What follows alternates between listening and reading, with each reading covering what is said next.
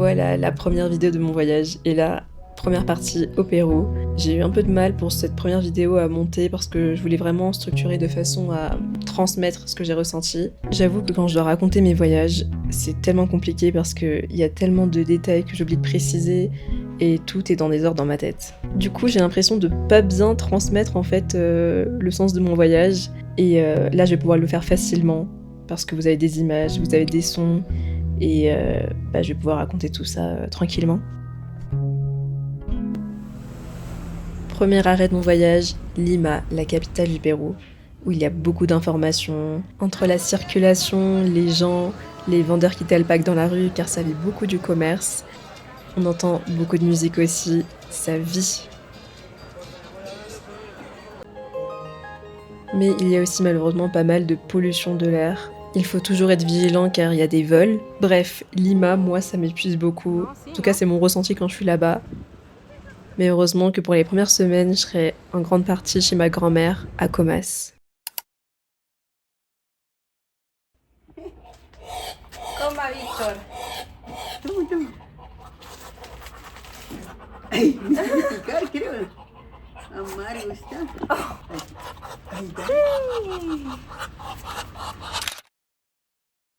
Je suis actuellement dans le quartier de Comas, chez ma grand-mère. Il y a aussi mon tonton qui habite ici. Je les vois très peu de fois, mais quand je viens chez eux, je me sens vraiment très bien accueillie. Et revenir ici, ça me ramène tellement de souvenirs d'enfance. Je vais m'inventer une petite aventure dans chaque recoin, une petite histoire.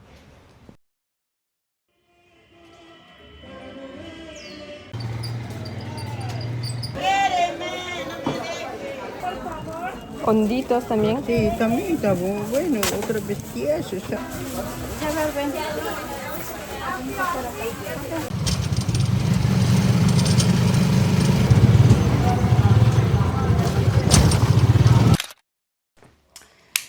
Il faut savoir que Comas, c'est un quartier très populaire à Lima. Cette maison, c'est mon grand-père qui l'a construite. Et au début, c'était vraiment... il n'y avait rien, quoi. Et je me rappelle que ma mère, elle me disait qu'elle dormait avec ses sœurs, je crois, dans cette pièce-là. Et qu'avant, il n'y avait pas de plafond. Ils dormaient et en fait, c'était juste qu'il y avait des planches. Là, ça a vachement changé et je suis très contente d'avoir un toit. Faut toujours se dire que parfois, il y a des choses qui viennent de très loin. Donc, il faut les apprécier telles quelles. Parce que ça peut être pire, sinon.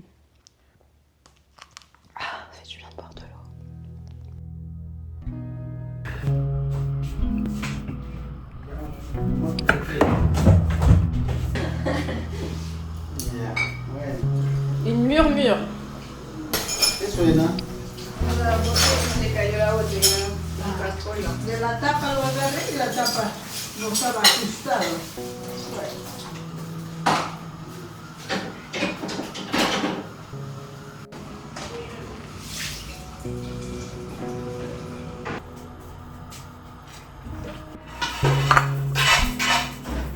Así se llama pescado. Sí. Bonito.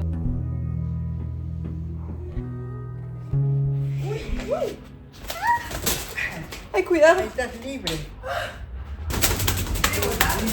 Libre.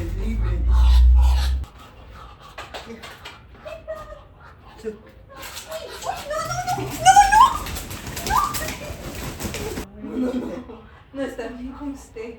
Está bien con usted. Está bien. No. Donc on a un petit espace comme ça. Et là, tu commences à avoir un petit couloir. T'as une petite tête de bain. Et là, du coup, on a une autre salle, pièce. Je ne sais pas parce que c'est un grenier et qu'on fout un peu tout. Et qu'il y a des pièces qui se construisent peu à peu. Donc voilà. Donc là, on a un grand espace où t'as vraiment des trucs de menuiserie, je crois que c'est ça. Tu peux te balader, tu peux faire ton sport. Mais il y a beaucoup de poussière. Et là-bas, t'as un canard dans sa cage. Donc, le canard que je vous ai montré, Victor, que j'espère ne pas retrouver sur la table à Noël. Oui, il est destiné à être mangé, mais je lui ai donné un nom. Quoi de neuf? Qu'est-ce que tu racontes de beau? ¿Qué cuentas? Cuéntame, me puedes decir todo, soy tu amiga. T'inquiète, je te mangerai jamais, Victor. Jamais je te mangerai, je te promets. Nunca te voy a comer. Nunca. Es un pacto. ¿Hacemos el pacto? Bon, allez. Je laisse tranquille. Aussi, ce qui fait que je perçois la maison de ma grand-mère comme un endroit spécial, c'est son épicerie, son petit magasin qu'elle tient depuis plusieurs années. J'ai essayé de contribuer comme je pouvais en aidant à faire des petites tâches, comme remplir des sachets de sucre de 1 kg et les mettre en vente dans l'épicerie.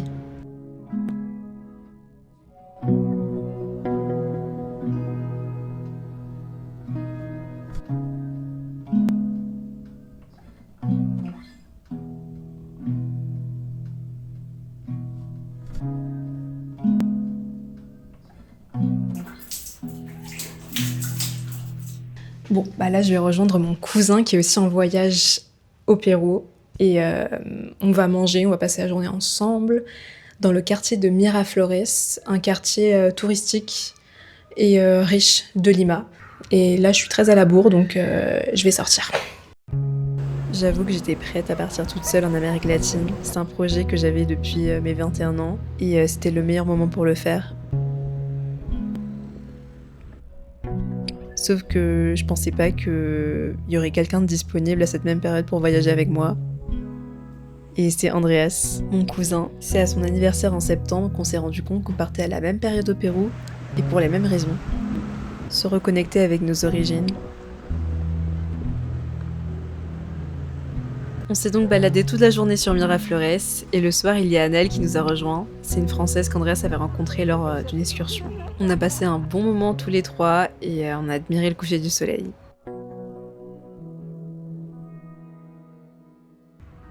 Avec Andreas, dès le début, on s'est quand même pas mal retrouvés. Par exemple, on est allé sur une petite colline d'Acomas pour avoir une belle vue au coucher du soleil. On pouvait voir toute la vie qui se tramait autour, entre les gens qui rentraient au boulot, les enfants qui jouaient au foot.